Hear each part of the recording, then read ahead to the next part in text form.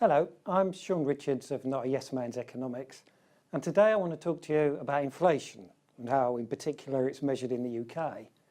There was quite a change yesterday in some respects.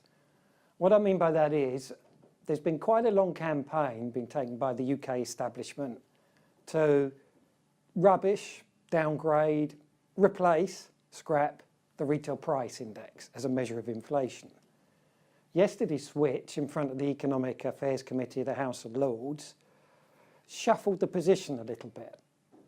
Just to give you an example of this, instead of saying basically it's wrong, they were then qualifying it. It's wrong for consumption, it's wrong for households, which I interpret as a way of shifting the argument a little bit. The reality is, in my opinion, that they've been wrong all along. Why does this matter? You might be wondering that, so let me explain.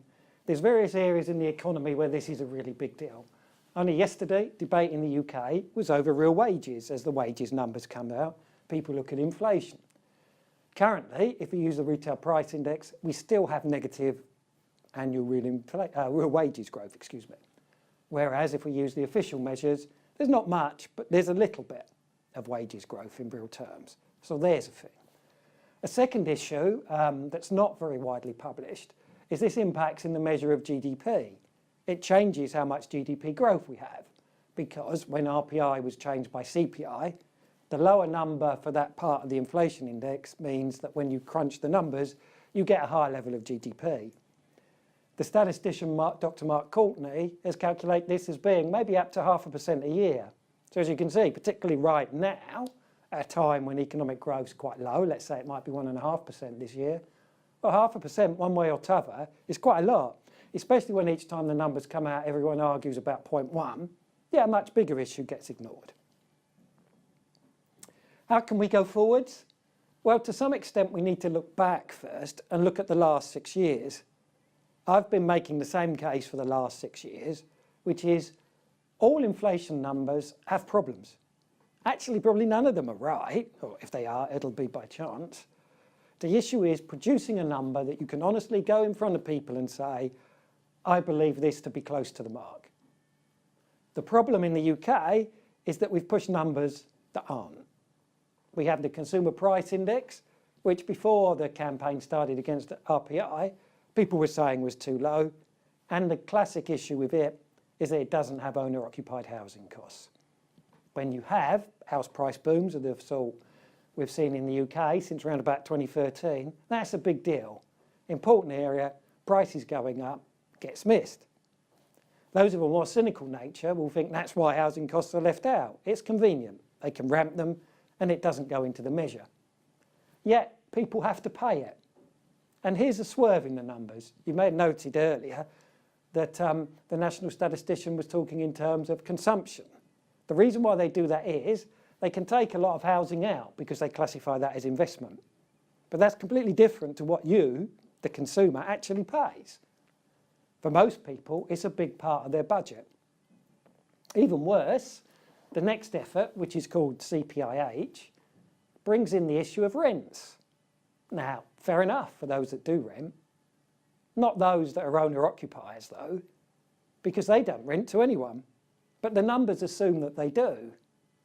And so, if we move now to what was reported this morning, we see RPI at 3.4%, CPI 2.4%, and the one including rent, CPIH, 2.3%.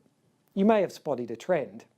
The one they want to scrap, the one they brought in, the one that they're now trying to press forward, is that the numbers get lower. As I've explained earlier, these have impacts all through the economic system. In essence, we're being told we're better off when we're not. Or to be specific, maybe we're not, because the truth is some of these matters are in doubt. If you've ever looked into this, you may have seen the phrase formula effect used. Governor of the Bank of England's used it, national statisticians used it, virtually the whole establishment uses it. Is there some point to it? Yes, probably. Is it the 0.7% that they claim? Almost certainly not. And there is the nub of the matter. They've been willing, as I said earlier, to leave house prices out of it. You can debate how much of the your inflation measure that should be. If it was left to me, probably somewhere around 15%. But you could argue for 10, so let's say in that range.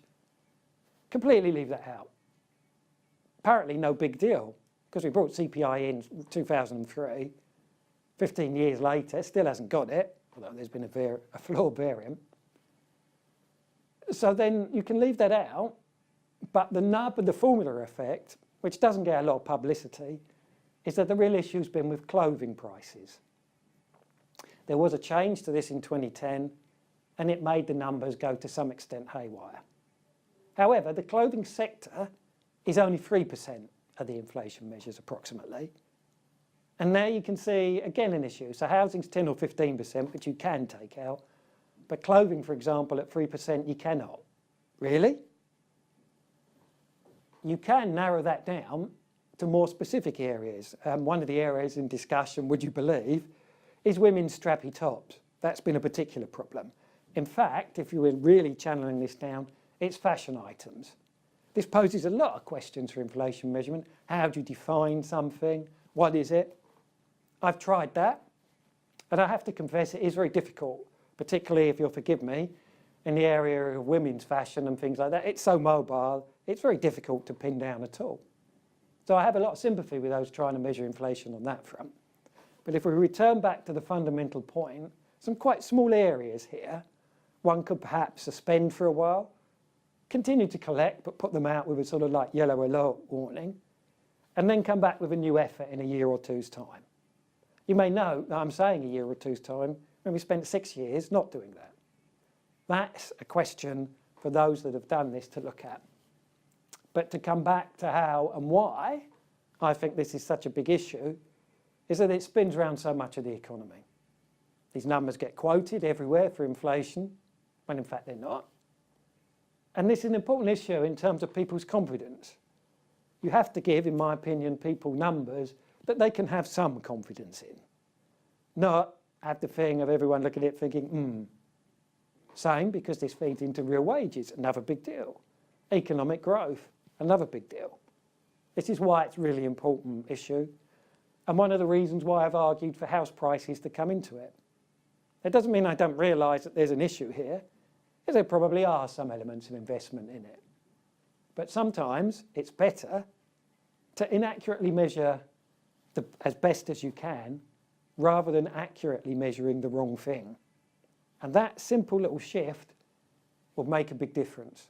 We get a lot of things right in the UK, how we go about this, but there have been a couple of major things that have led us completely the wrong way. Thank you.